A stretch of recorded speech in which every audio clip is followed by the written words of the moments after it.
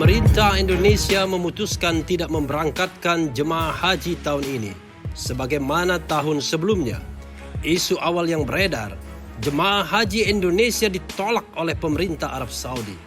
Ternyata, pemerintah Indonesia sendiri yang memutuskan tidak memberangkatkan jemaah haji.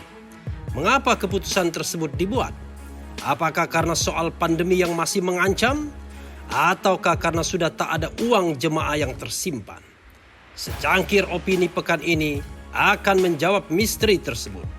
Pemirsa, sobat, kerabat, Indonesia dalam secangkir opini hari ini.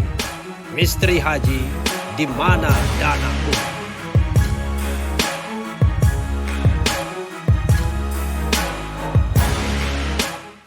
Assalamualaikum warahmatullahi wabarakatuh. Sobat, kerabat, pemirsa sekalian.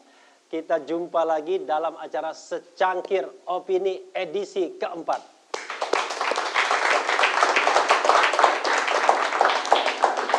Edisi keempat kali ini mengambil tema misteri haji, di mana dana umat. Itu penting ya.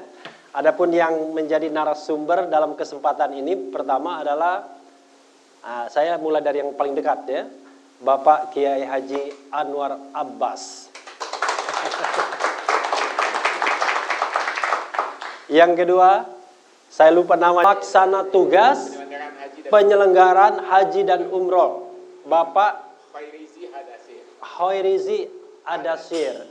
Yang ketiga, wah ini luar biasa ya, sudah ngetop sejak kasus Bank Bali ya. Beliau adalah Bapak Ihsanuddin Nursi. Tadi saya telepon kan nggak nyaut-nyaut, saya khawatir nggak datang. Tapi rupanya beliau sudah datang. Yang keempat, kita selalu punya komitmen untuk menghadirkan pembicara perempuan dalam setiap edisi dan belum pernah miss ya, yaitu Ibu Husnul Maria. Karena kalau tidak ada perempuannya, saya yang dimarahin ya kan, karena ada Bunda Neno juga di sini ya.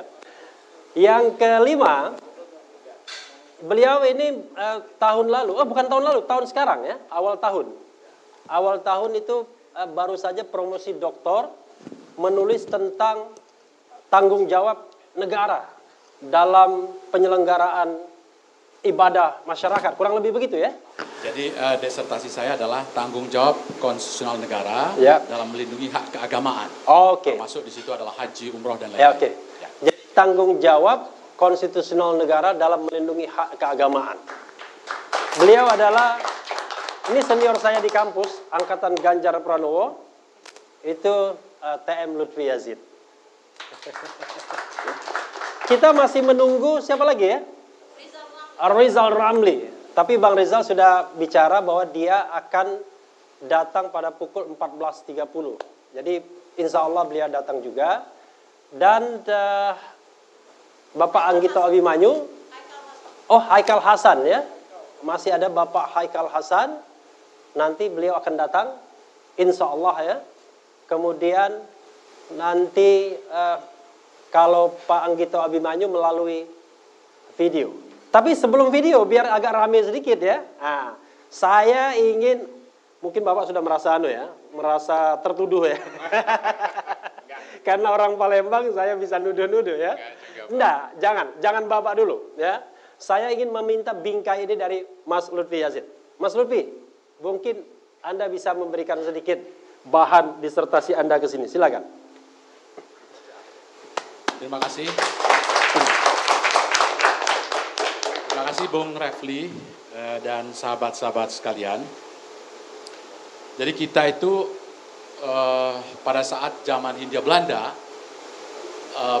kita diatur dengan Pilgrim Ordonansi Stadblad 1922. Jadi itu pertama kali peraturan di negara kita ya, belum merdeka tentu saja, yang mengatur tentang pelaksanaan haji. Dan di masa Orde Baru ya, kita tidak pernah punya undang-undang tentang haji, tidak punya undang-undang tentang umroh. Ya, tetapi itu tetap terlaksana. Ya. Baru kita punya undang-undang tentang haji itu setelah reformasi, ya, pada zaman Pak Habibie. dengan Undang-Undang Nomor 17 1999. Ya. Kemudian undang-undang ini dirubah beberapa kali, ya. Dirubah beberapa kali, yaitu dengan Undang-Undang Nomor 13 tahun 2008 ya tentang haji, ya. Undang-undang ini kemudian tidak berlaku sejak ada Undang-Undang Nomor 8 2019 ya tentang haji. Kemudian undang-undang yang dipakai sekarang adalah yang barusan, yaitu Undang-Undang Nomor 8 tahun 2019, tetapi beberapa pasal itu diperbaiki dengan Undang-Undang Nomor 11 tahun 2020, yaitu Undang-Undang tentang Cipta Kerja.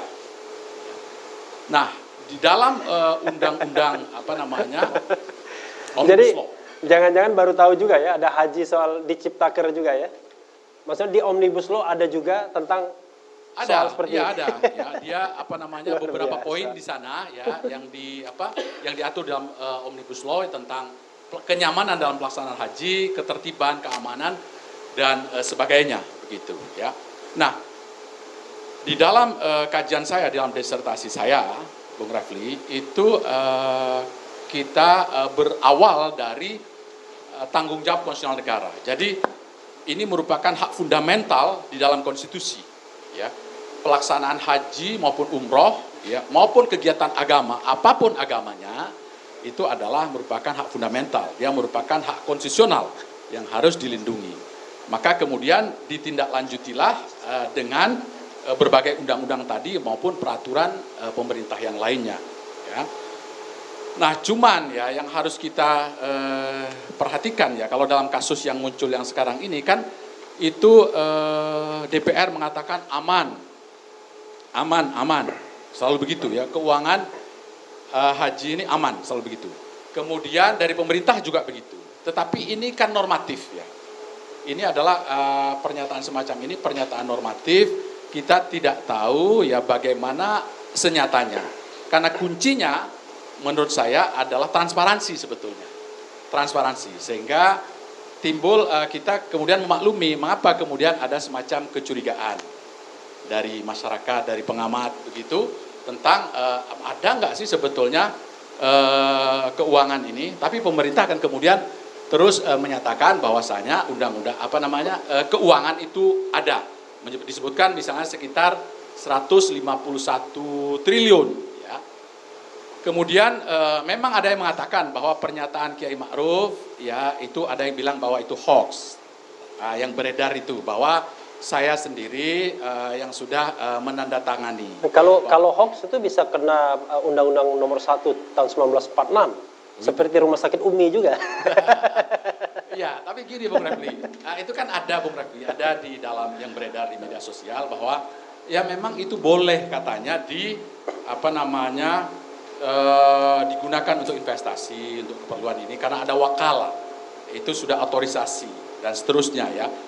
Saya sendiri tidak merasa bahwa saya tanda tangan wakala itu. Kalau wakala itu kan mestinya secara spesifik, ya secara spesifik.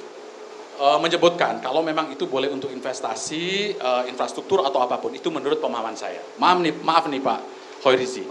Saya tadi pagi Pak Dirjen, tadi pagi saya menyerahkan surat keberatan kepada Kemenak, ya keberatan tentang keluarnya keputusan Menak ini, keputusan Menak tentang pembatalan ini. Sudah saya serahkan. Nanti saya juga serahkan kepada Pak Khoirizi. Ya. Jadi untuk menempuh upaya-upaya hukum Pak, untuk menempuh upaya hukum PT UN, ini kan ada beberapa upaya hukum yang bisa dilakukan. Satu adalah PT UN, dua adalah gugatan di pengadilan negeri, ya, one prestasi, ya, breach of contract, atau gugatan perbuatan melawan hukum. Nah, ya, ini tidak bisa untuk gugatan judicial review karena ini bentuknya beseeking, bukan regeling. Ya, jadi keputusan ini adalah beseeking, bukan regeling. Karena itu maka saya serahkan ini tadi ke Kemenak ya sebagai syarat karena di dalam peraturan Mahkamah Agung di Perma nomor 6 tahun 2018 itu disebutkan bahwa kalau ingin mengajukan gugatan ke PT UN maka harus ada keberatan administrasi dulu. Gitu. Ada keberatan administrasi. Setelah itu ada banding administrasi. Setelah banding administrasi baru ada upaya gugatan di PT UN. Tetap waktunya adalah 90 hari. Karena itu saya memulai saja. Nah, mudah-mudahan ini nanti akan ada tanggapan. Kenapa saya ajukan ini kepada Menteri? Karena saya pun adalah calon jamaah haji. Saya tahun 2012 saya mendaftarkan, ya, 2012 di daerah Jakarta Timur, ya. Dan kemudian saya diberi informasi ya secara lisan bahwa diperkirakan waktu itu keberangkatannya adalah tahun 2020 atau 2021. Nah, dengan adanya pembatalan ini, maka saya mengalami kerugian. Kerugiannya setidak-tidaknya tertunda keberangkatan haji saya. Nah, karena itu maka saya ajukan keberatan ini, saya minta agar keputusan Menteri Agama yang membatalkan haji itu untuk dicabut atau dibatalkan. Nah, itu. Atau setidak-tidaknya Pak Dirjen ditunda pemberlakuannya. Ya, karena bagi saya banyak pertanyaan ini, ya.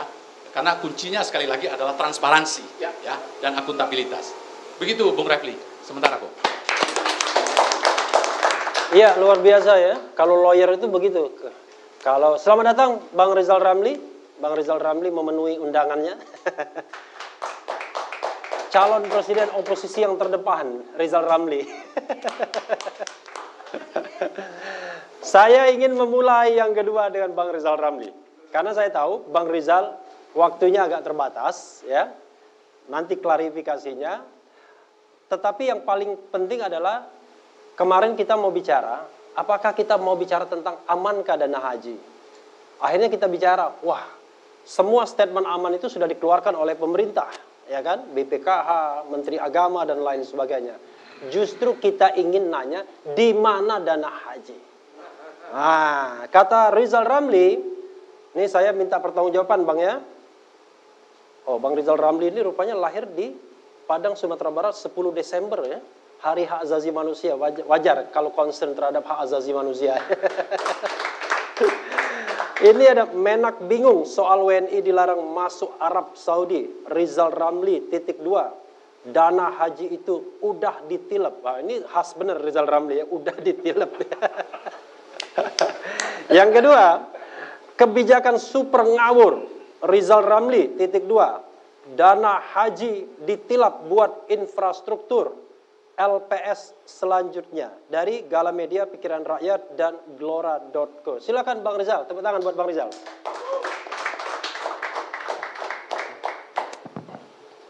Terima kasih, Refli. Tanggal 9 Mei 2018, saya berkunjung ke Kiai Haji Atabik Ali, almarhum, di Pasantren Krapyak, Jogja. Kiai yang sangat berpengaruh, dia pendukung militan Jokowi. Di depan saya dia nangis. Alhamdulillah umur saya udah tua. Saya cuma titip satu hal. Pak Ramli tidak di pemerintah, tapi pasti punya pengaruh di dalam di luar pemerintah. Saya hanya titip satu hal. Jangan sampai dana haji dipakai macam-macam. Beliau nangis saking beratnya amanah itu. Jadi kalau Rizal Ramli komentar hari ini, itu mesti lihat dari amanah itu. Haji ini sangat sensitif, karena ini rukun Islam yang kelima. Rakyat untuk naik haji nabung dari 5 sampai 10 tahun.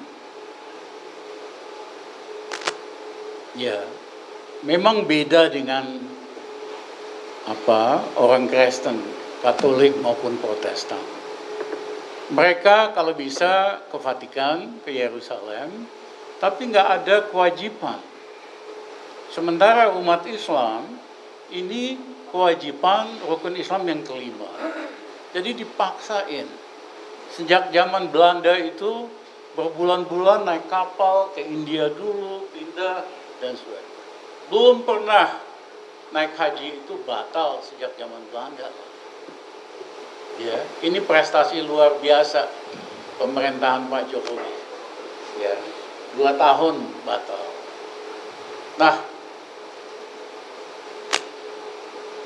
kalau kita lihat ada video klip yang saya kirim sama Pak Refli, Jokowi sendiri mengatakan nggak ada masalah, dana haji dipakai untuk infrastruktur, asal aman.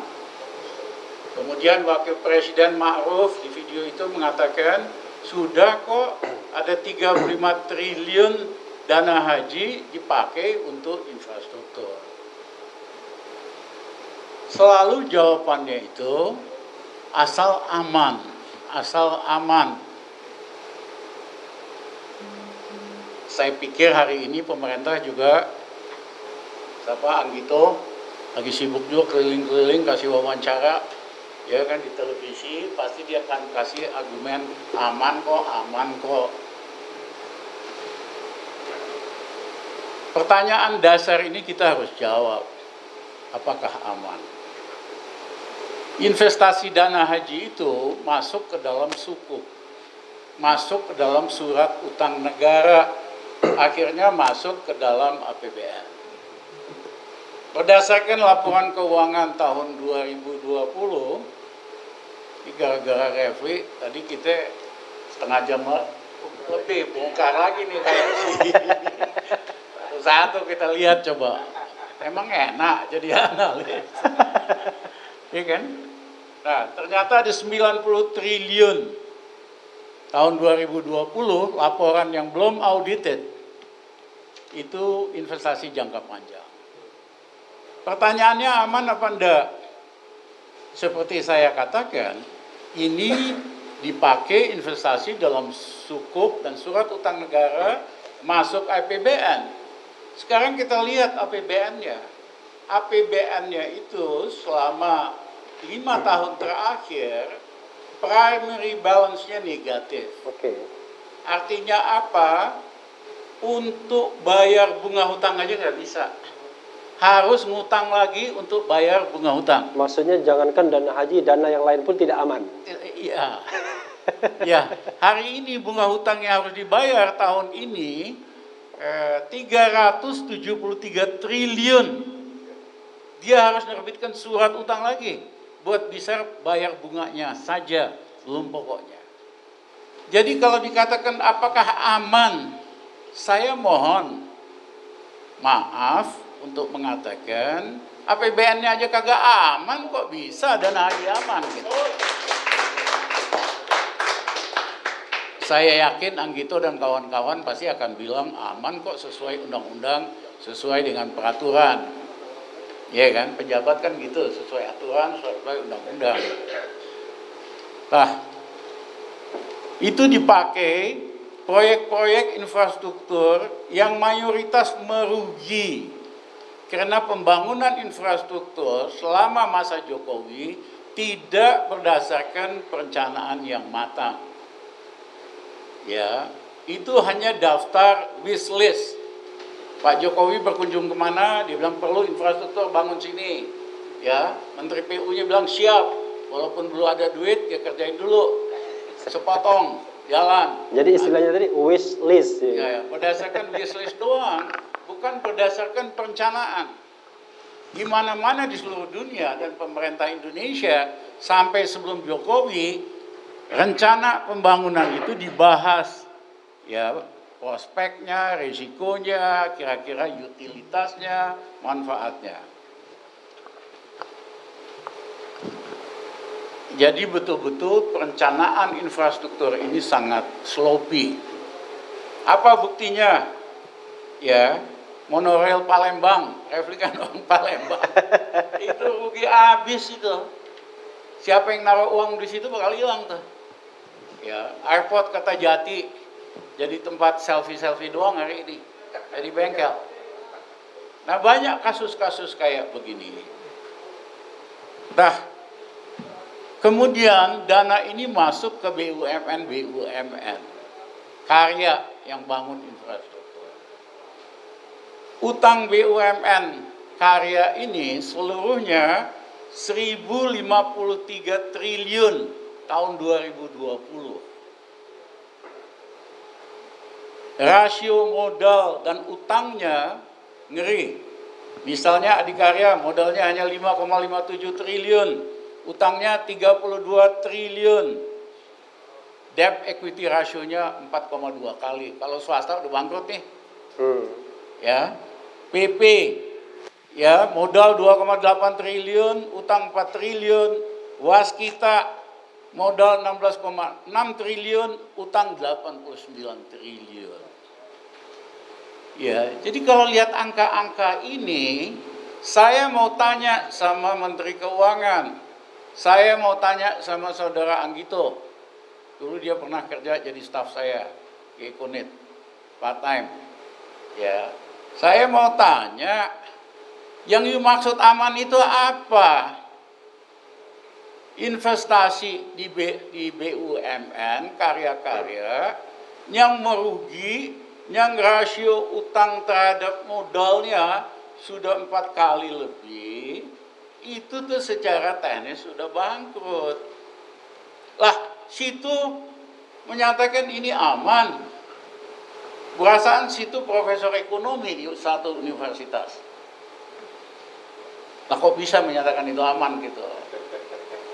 Harusnya kan kalau profesor ekonomi lebih canggih dikit lah. Iya kan? Jangan ngomong sesuatu yang nggak aman jadi aman dong.